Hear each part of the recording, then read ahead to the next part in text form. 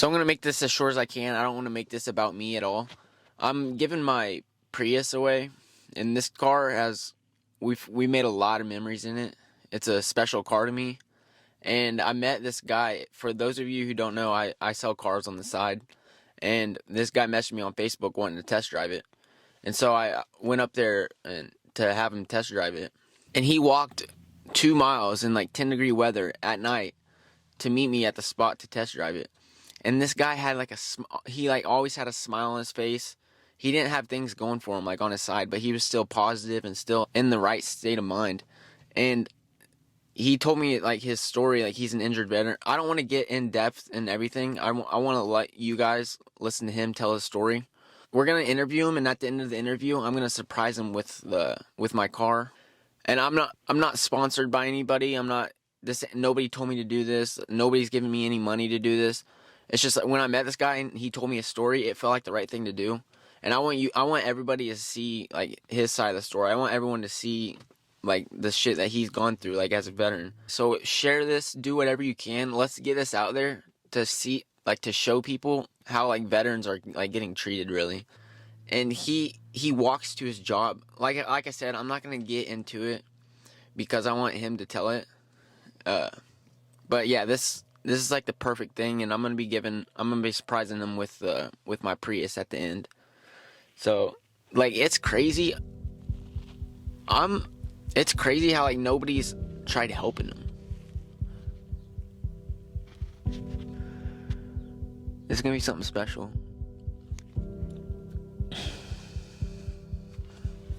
First off, like, introduce yourself and kind of go from there.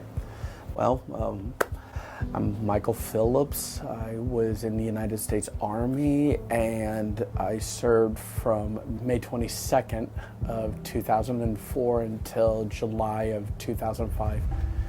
I got injured, and I've been back here in the Ozarks ever since. I was doing a ruck march, and I put way too much weight in. I'm going backwards while my legs were going forward. And so I overpacked the bag thinking that somebody in the formation was gonna underpack their bags and I can put the weights in their bag. Never happened. And then I just decided, let's do this, because I'm gonna be the badass. And my hubris caught up with me on that one. It didn't take me very long to recover.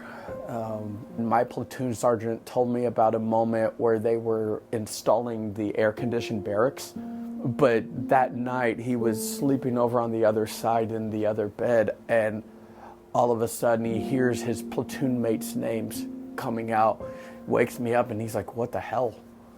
And I'm like, I kind of visualize being in the battle, and he's like, "You are messed up." And we talked for about 4 or 5 hours, drank a few beers, and the next morning he told First Sergeant what happened. I ended up having to actually go talk with a counselor about it, and it was kind of interesting. There was another time our chaplain was talking about his first deployment, and this was about 3 weeks before he would get deployed to Qatar. And I wouldn't see him again. He was in the firefight of his life. When I went into the military, I actually was still blind in my right eye, legally. And up until 2010, 2011, I couldn't legally drive. And so a lot of my life has been determined by the jobs I was able to get. Sometimes I could bicycle to them when I was in Springfield. When I was in Ozark, I was like really physically fit and could bicycle from Ozark into Springfield and do work and whatnot. I came back mainly because of family issues and everything that were going on. And I thought I could actually repair a family situation that never repaired itself. It just kind of fell apart. What ended up happening was, while I was in the military, I actually was taking classes to learn photography and to do video. And I ended up dropping out of the film school, graduating from the photo school, and the rest is history. I was wearing my Army hat after an event that I was photographing in downtown Springfield, and some kids tried to jump me. And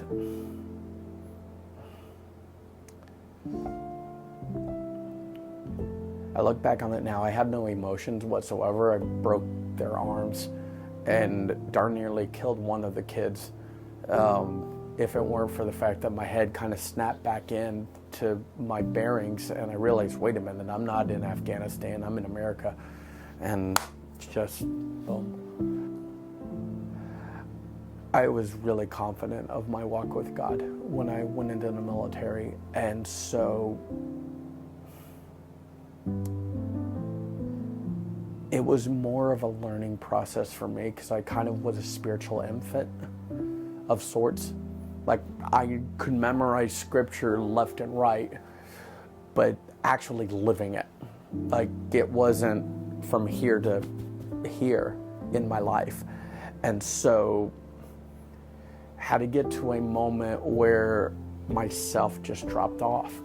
And I actually attribute it not to my chaplains, ironically, but to First Sergeant Nickerson. Cussed like a sailor, drank like a sailor, absolutely loved his wife like a fearful lust. And that man taught me more about what it means to actually be a man. I always tell people to never take life so seriously, because you're never getting out of it alive. And so I always want people to realize, kind of like Robin Williams or Jim Carrey or Will Ferrell, that life is not just to be treasured, but it's to be laughed at, laughed with, and sometimes cried over, because sometimes there's brutal parts and the notes aren't always so sweet in life. There's a quote back here that talks about not knowing tomorrow, but knowing the man that holds all tomorrows together.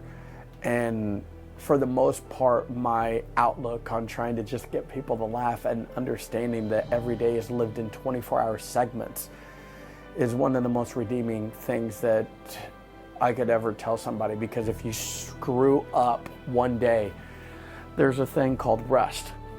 And when you wake up your eyes, it's another 24-hour sleep.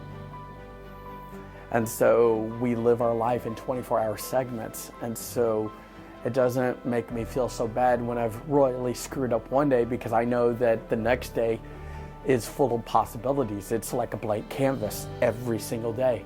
And each day we're painting a masterpiece, or we're painting something Bob Ross will have to put a few happy trees in.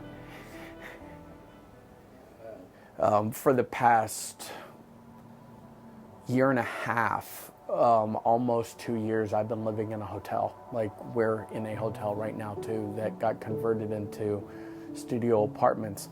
I'm lucky. I actually have a little mini induction cooker, but I've got no stove or anything. They don't even allow stoves. Like, it's just that and the 2 pots and pans that I've got.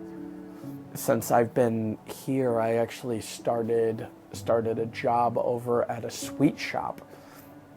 And I just talk with people that are coming in to assemble their bowls and whatnot. And it's kind of cool. And it gives me an opportunity to socialize. So how are you able to get to work?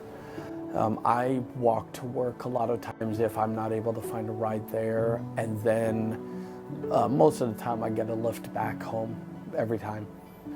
There have been a couple people that tried fundraisers, maybe got $100 or $200.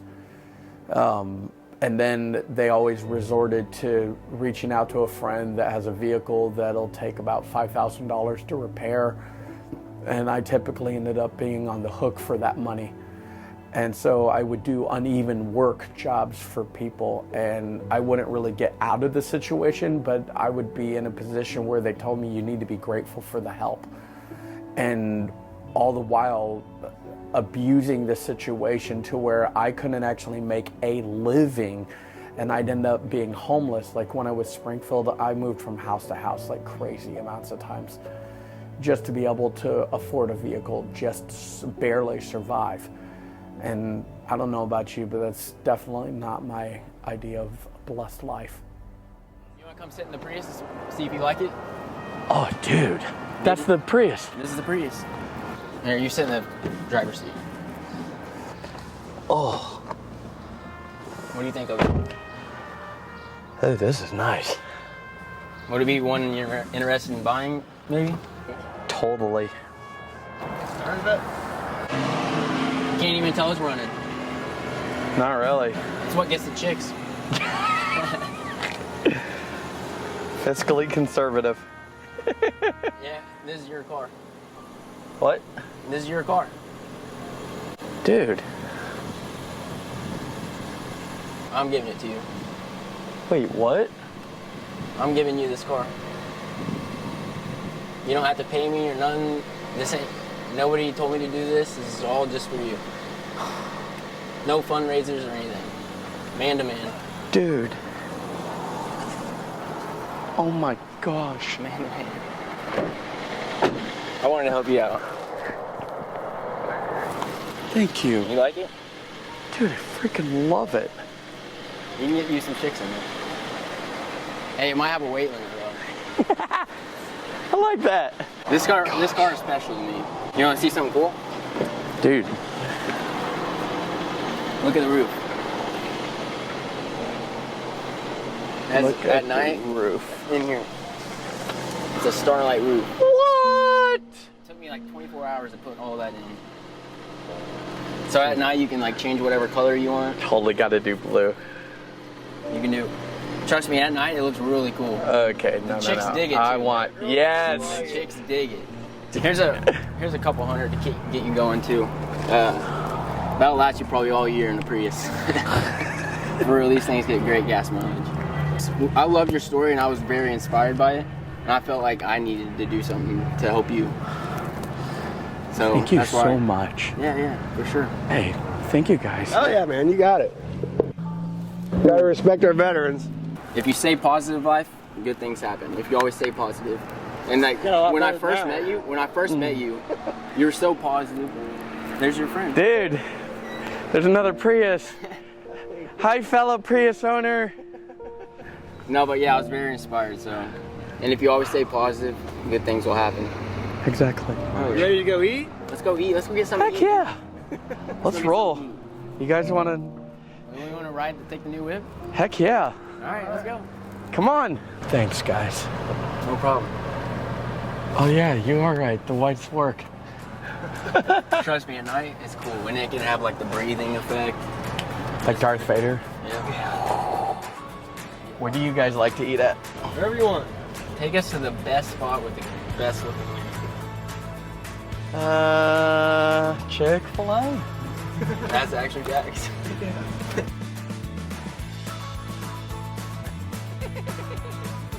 Dude, this is awesome. Favorite kind of music? Orchestral. Cardi B. No. Oh my gosh. Oh, I'm Patagonot. Daniel, how you doing? Oh wow, that's actually cool. Uh-huh. All right, make a wish. Throw your keys in the fountain. That's funny. Feeling the burger too. Definitely. And that's right there by the peninsula. This is where the fireworks are.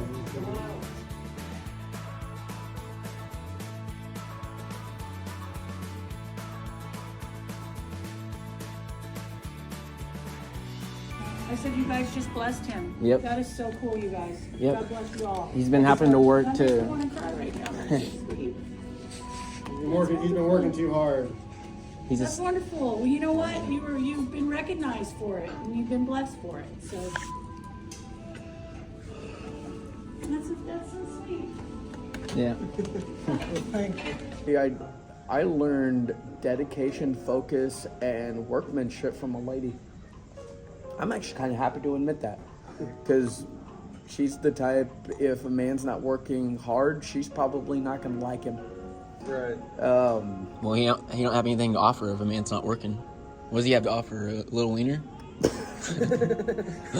Where'd you get your shirt at? By the way, Hey, fist bump. you're leaving them hanging. You know what it says? I don't. Me neither. I got it from. I got it from. Tilly's.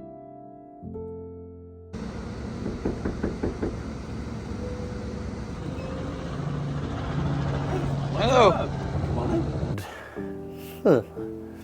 And I walk in and I'm like, Private Phillips, oh shit. She looked up and First Sergeant and Sergeant Major were like, what the hell is happening here? Turns out I was sleeping with my first lieutenant and I didn't know it. I must hub the Maserati. It's a Mazda. Hello. You look good. I look over and I'm like, holy shit, you're Ted Nugent. He's like, yeah, in the flesh. This probably was the biggest highlight of my life.